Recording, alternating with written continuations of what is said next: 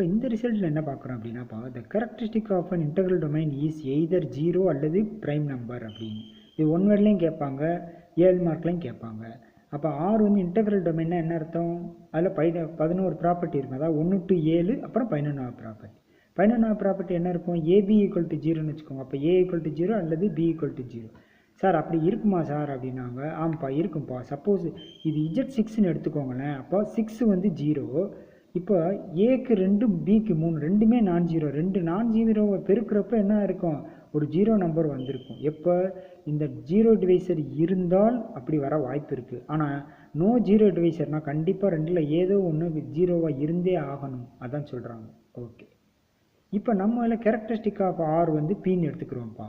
அப்போ அதில் 2 கேஸ் இருக்குது. சப்போஸ் பி 0ன்னு வச்சுக்கோங்க, இது ட்ரூ. அப்போ இந்த மேலே இருக்க கேஸ் 0. ஓகே, அடுத்து பி நாட் ஈக்குவல் டு 0ன்னு வச்சுக்கோங்களேன். அப்போ பி வந்து ப்ரைம் நம்பர். சப்போஸ் சில பேர் சார் பி ப்ரைம் நம்பர் இல்லை அப்படின்னு வச்சுக்கோங்க. இப்போ பி நாட் ப்ரைம்னா காம்போசிட் நம்பராக இருக்கும். அப்போ காம்போசிட் நம்பர்னால் என்ன அர்த்தம்? அதாவது 1 விட அதிகமாக இருக்கும். இப்போ ஃபார் எக்ஸாம்பிள் 15ன்னு வச்சுக்கோங்களேன். 5 × 3 அப்படின்னு பிரிக்கலாம். 1 விட அதிகமாக 2ஆக பிரிக்கணும். அப்போ டெஃபனிஷன் படி கேரக்டரிஸ்டிக் ஆஃப் பி இருக்கனால எம் நாட் ஈக்குவல் டு 0 சொல்லாட்டினாலும் அதான்ப்பா இருக்கும். அப்போ பிஎம் 0. அப்போ இங்கே பியும் நாட் ஈக்குவல் டு 0, எம்மும் நாட் ஈக்குவல் டு 0. அப்போ ஏபிஎம் நாட் ஈக்குவல் டு 0னா அப்போ ஏஎம் 0வாக இருக்கணும் அல்லது பிஎம் 0வாக இருக்கணும். அப்போ ஏ வந்து பியை விட கம்மியாக இருக்கிறதுல இந்த ஒரு வாய்ப்பு இருக்குது அப்படின்னு சொல்கிறாங்க.